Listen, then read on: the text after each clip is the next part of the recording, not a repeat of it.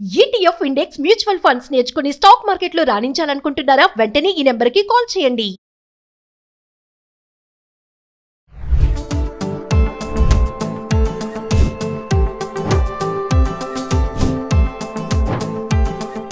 Hi hello నమస్తే welcome back to Suman TV. ప్రస్తుతం మనతో పాటు ఉన్నారు ఫ్యామిలీ కౌన్సిలర్ రజనీ రామ గారు. నమస్తే మ్యామ్. నమస్తే నవీన. మేము ఒక భార్య భర్తతో ఎలా బిహేవ్ చేయాలి?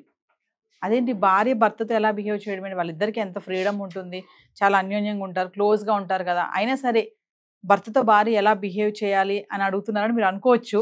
కానీ ఇక్కడ కొన్ని చాలా ఉన్నాయి మేడం. ఎందుకంటే చాలా మంది భార్యలు ఇంకా అల్లరి చిల్లరగా ఉండడము, కొంతమంది, అందరి గురించి కాదు, అలా ఉన్న వాళ్ళ గురించి మనం చేస్తున్నాం. అంటే అసలు హస్బెండ్తో ఎలా ఉండాలి వైఫ్ అనేది కొన్ని టిప్స్ మేడం. అంటే అల్లరి చిల్లరగా అని కాదు, ఏ కాలంలో పాతకాలం మనకు తెలియదు, వదిలేద్దాం. ప్రస్తుతం వచ్చే సమస్యలు ఇన్ని రకాలు, ఎప్పుడు ఏ రకం వస్తుందో మనకు తెలియదు. అన్ని రకాల సమస్యలు వస్తున్నాయి. ఇంకా అవి ఎటు దారి తీస్తున్నాయి కూడా మనం చూస్తున్నాం. హత్యలకి దారి తీస్తున్నాయి, ఆత్మహత్యలకి దారి తీస్తున్నాయి, ఇంట్లోంచి వెళ్ళిపోయే సందర్భాలు, పిల్లల్ని చంపేసే సందర్భాలు ఎన్నో ఎన్నో వస్తున్నాయి. ఇవన్నీ కూడా భార్యాభర్తల బంధం సరిగ్గా లేకపోవడం అనేది కూడా ప్రధాన కారణంగానే కనిపిస్తుంది. అయితే ఈ భార్యలు ఎలా ఉండాలి అని అంటే, పెళ్లి చేసి పంపిస్తారండి. లవ్ మ్యారేజ్ అయితే ఒకళ్ళనొకళ్ళు ఏంటనేది తెలుసుకునే కొంతలో కొంత వస్తారు, వచ్చి కూడా ఇమడలేకపోతున్నారు. అది వాళ్ళ కర్మ, దురదృష్టం అని కూడా అన్నాను. కర్మ. అప్పుడు అంత ప్రేమగా ఉంటే ఇంకా పెళ్లి చేసుకున్నాక అయిపోయిందిగా మా పని. ఇంకా తర్వాత ఎందుకు ఉండలేకపోతున్నారు? ఎక్స్ట్రా ఏం కావాలి మీకు? ముందు మీరు చూసినవే అన్నీ, ముందు మీకు తెలిసినవే అన్నీ. పెళ్ళైన తర్వాత కొత్త ఎందుకు కోరుకుంటున్నారు మీరు కదా? పెళ్ళైన తర్వాత ఎలా ఉందాము, పుట్టబోయే పిల్లలకి పేర్లు కూడా సెలెక్ట్ చేసుకుంటున్నారే. మరి అలాంటప్పుడు ఎలా ఉండాలనేది ముందు మీకు తెలీదా? మళ్ళీ ఇంకా ఎక్స్ట్రాలు ఏదేదో కోరేసుకుంటున్నారు భర్తల నుంచి, భార్యల నుంచి. అన్ని ఎక్స్పెక్టేషన్స్ ఉండటం వల్ల కూడా దెబ్బతింటుంది ఆ భార్యాభర్తల బంధం, సంసారం కూడా దెబ్బతింటుంది. పిల్లలు పుడితే ఆ పిల్లలు కూడా సరిగ్గా పెరగలేకపోతున్నారు, పిల్లల మీద కాన్సన్ట్రేషన్ వీళ్ళు చేయలేకపోతున్నారు, ఇన్ని జరిగిపోతున్నాయి. మరి ఇంకా పెద్దవాళ్ళు చూసి చేసిన పెళ్ళిళ్ళు అయితే కూడా వీళ్ళు కూడా దాదాపు ఇలాగే ఉంటున్నారు. తెలియని అబ్బాయిని పెళ్లి చేసుకుంటే కూడా వీళ్ళ ఎక్స్పెక్టేషన్స్ కూడా అంత ఎక్కువగానే ఉంటున్నాయి. నువ్వు అసలు కంప్లీట్గా తెలియని అమ్మాయివి. నేను అదే చెప్తున్నా, డే 1 నుంచి ఆ అమ్మాయి ఇష్టాలు ఏంటో తెలుసుకోండి, అబ్బాయి ఇష్టాలు ఏంటో తెలుసుకోండి. అతను బంధువులు ఎవరినైనా ఇష్టపడుతున్నాడా, అది మీరు రెస్పెక్ట్ చేయండి. లేకపోతే అతను కోపం వచ్చేస్తుంది, నీ మీద నెగటివ్ పెట్టేసుకుంటాడు. అలాగే ఈ అమ్మాయి కూడా ఎవరైనా బంధువులను ఇష్టపడుతుందా, దాన్ని రెస్పెక్ట్ చేయండి. ఓహో, ఈ అమ్మాయికి ఫలానా పిన్ అంటే, బామ్మ అంటే ఇష్టము, మనం కూడా గౌరవించడానికి అలవాటు పడదాం. నువ్వు ఇవాళ ఫస్ట్ డే వచ్చినప్పుడు నీకు వాళ్ళ చుట్టాల మీద ఎటువంటి కోపతాపాలు, శత్రుత్వాలు ఉండవు కదా. ఆమెతో సమానంగా నువ్వు కూడా గౌరవించు, ఆమె ఎవరినైతే ఇష్టపడుతుందో. తర్వాత ఆమె ఏ ఏ ఐటెంని ఇష్టపడుతుంది, తినే పదార్థం, అది కూడా నువ్వు గమనించు. అలాగే ఆమె ఇష్టాలు కొన్ని ఉంటాయి, అలాగే అతని ఇష్టాలు, ఇద్దరు కూడా గౌరవించుకున్నప్పుడు బాగుంటుంది. లేదు అనుకోండి, అప్పుడు ఏం చేయాలి? సైలెంట్గా నడుపుతూ ఉండాలి. కొంతకాలం టైం తీసుకుంటుంది ఆ బాండ్ అనేది ఏర్పడటానికి. అతిగా ఎప్పుడు కూడా ఎవరు మాట్లాడకూడదు. ఇప్పుడున్న కాలమాన పరిస్థితుల ప్రకారం ఎక్కువగా మాట్లాడామంటే దెబ్బతింటాం. చాలా చూశాను నేను ఇలాంటివి.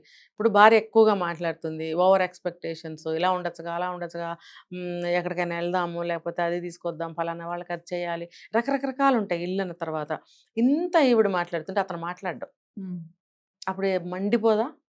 మరి 100 సార్లు పలకరించినా మాట్లాడరు. అలాగే కొంతమంది భార్యలు ఎంత పలకరించినా పలకరు. ఇలా ఉన్నప్పుడు సైలెంట్ మెయింటైన్ చేయడం చాలా మంచిది, ఎందుకంటే గొడవలు రాకుండా ఉంటాయి. కమింగ్ టు డ్రెస్ విషయంలో నేను అడగాలనుకుంటున్నాను. ఇప్పుడు హస్బెండే కదా, హస్బెండ్ ఉన్నప్పుడు ఎలా ఉంటే ఏంటి మనకని కొంతమంది భార్యలు అనుకుంటారు. నా భర్తే కదా, నా భర్త ముందు నేను ఎలా ఉంటే ఏమవుతుంది, ఇలాంటి డ్రెస్ వేసుకుంటే ఏమవుతుంది అనేది. మరి ఇక్కడ కూడా మనం ఏమన్నా కండిషన్స్ అప్లై ఉంటాయా? ఉంటుంది.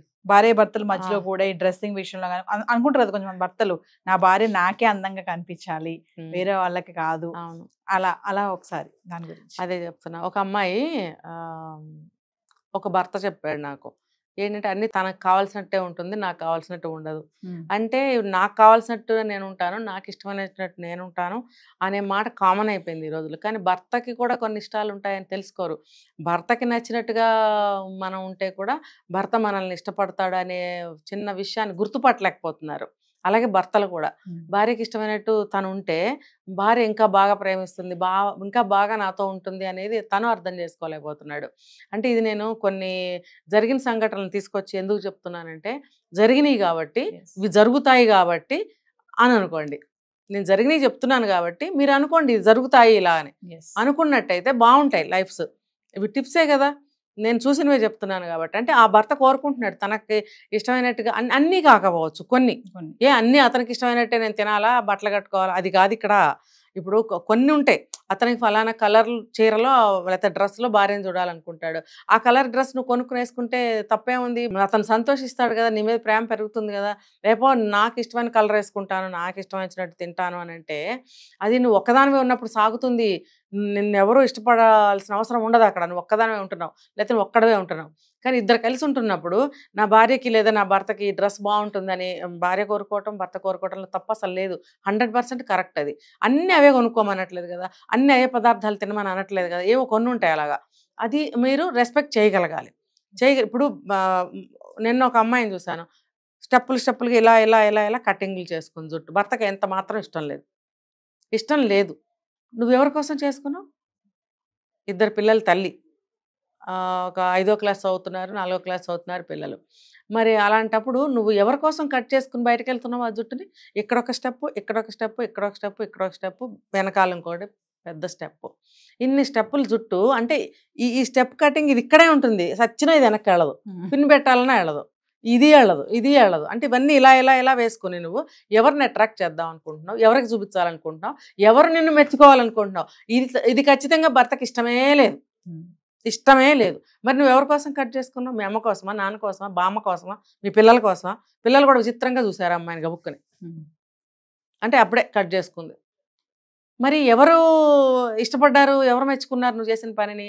ఖచ్చితంగా నీకు నెగిటివే వచ్చింది. నెగిటివ్ రావటం నీకు ఇష్టమా? అరే భలే ఉందని అందరూ అంటే నీకు ఇష్టమా? బయట వాళ్ళు అనాలా? నువ్వు పోనీ అందంగా ఉన్నావా ఆ కటింగ్లో? నాకే నచ్చలా. మరి నువ్వు ఎవరికి నచ్చుతావు? చూసినకి ఎవరికి నచ్చదు ఆ స్టెప్పులు. ఏదో ఒక డిజైన్, ఒక స్టైల్ పెట్టుకుంటే బాగుంటుంది. నువ్వు ఇన్ని కటింగ్స్ చేసుకున్నావు ఫేస్ మీద, మరి అది ఏం బాగుంది? ఏం బాగలేదు. ఎవరు మెచ్చుకోరు. భర్తకు అంతకన్నా నచ్చలేదు. నువ్వు భర్తకి ఇష్టం లేని పని చేసావు, నిన్ను ఆ రూపంలో ప్రతిరోజు చూడాలి భర్త. మరి అది భర్తకి ఇష్టమైనట్టుగా ఉండటంలో తప్పే ఉంది? ఒకసారి ఆలోచించండి. అతను బాగుంది అనాలా, చిచ్చి అనాలా చెప్పండి? అది వాళ్ళే తెలుసుకోవాలి.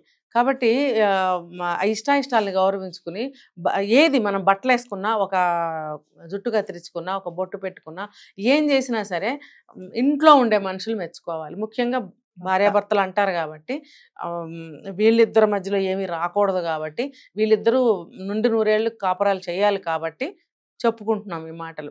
భర్తకి ఇష్టమైనట్టుగా ఉండాలి. అలాగే భర్త కూడానండి భార్యకి ఇష్టమైనట్టుగా ఉండాలి. అంటే నువ్వు ఆఫీస్కి వెళ్ళేటప్పుడు అలా వెళ్ళు, మరి చుట్టాల దగ్గరికి వెళ్ళినప్పుడు ఒక పద్ధతి ఉంటుంది, ఇంట్లో ఉన్నప్పుడు ఒక పద్ధతి ఉంటుంది. ఏది ఏమైనా సరే మనం ఫలానా ఫంక్షన్కి వెళ్తున్నామండి, ఈ డ్రెస్ బాగుంటుంది, హుందాగా ఉంటారు, లేకపోతే కలర్ మీకు బాగుంటుంది వేసుకోండి, ఇలా ఏదో సజెషన్ భార్య ఇచ్చినప్పుడు ఖచ్చితంగా పాటించాలి. ఎందుకంటే నీ అందం నీకు ఎలా తెలుస్తుంది? నేను ఎదుటి వాళ్ళు చూసినప్పుడు కదా నువ్వు ఎలా ఉన్నావో తెలుస్తుంది. మరి అలాంటప్పుడు ఎదుటి వాళ్ళ కళ్ళకి బాగున్నప్పుడు అది నిజంగానే బాగుంటుంది అని భార్య చెప్పిన మాట వినాలి, భర్త చెప్పిన మాట వినాలి. లేకపోతే ఆ గౌరవం కానీ అది ఒకళ్ళ విషయం ఒకళ్ళు మన్నించుకోవటం కానీ లేనప్పుడు ఎందుకండి ఇంకా అది? ఇప్పుడు చాలా మంది జంటలు ఇలాగే ఉంటున్నారు, ఉండొద్దని నేను చెప్తున్నా. ఫ్రీడమ్ ఉండాలి, అలానే రెస్పెక్ట్ కూడా ఉండాలి. భర్తకి భార్య, భార్యకి భర్త కూడా. నువ్వు ఏం అందంగా తయారైనా బయటవాడు ఎందుకు చూడాలి? బయటవాడికి చూపిస్తున్నావు అంటే నువ్వు బయటవాడికి నువ్వు ఇష్టపడుతున్నావా?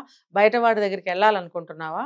కొంత పాత రోజుల్లో అడిగేవారు, బయటకు వెళ్ళేటప్పుడు పూలు పెట్టుకెళ్తున్నావు, ఎవరి కోసం వెళ్తున్నావే నువ్వు అని అడిగేసేవారు బామ్మలు ఉంటే ఇంట్లో కదా. మరి అలాగే ఊరికే షోకులు చేసుకుంటుంటే కూడా తెగ షోకులు చేసుకుంటున్నావు, ఎవరి దగ్గరికి వెళ్తున్నావు అని అడిగేవారు. అలా మరి అది తప్పే కదా. నువ్వు ఇంట్లో ఉన్నప్పుడు పండగ అప్పుడు రెడీ అయ్యావు అనుకో, ఇంట్లో అందరూ చూస్తారు, లేదా అందరూ కలిసి గుడికి వెళ్తారు, లేదా అందరూ కలిసి ఒక ఫంక్షన్కి వెళ్తారు, అదొక పద్ధతి. కానీ నువ్వు ప్రత్యేకంగా ఒక ఆఫీస్కి వెళ్ళేటప్పుడు అలా తయారై వెళ్తే నువ్వు ఎవరి కోసం వెళ్తున్నావు? నువ్వు ఆఫీస్కి వెళ్ళేటప్పుడు డీసెంట్గా వెళ్ళాలి, చిల్లరగా వెళ్ళకూడదు.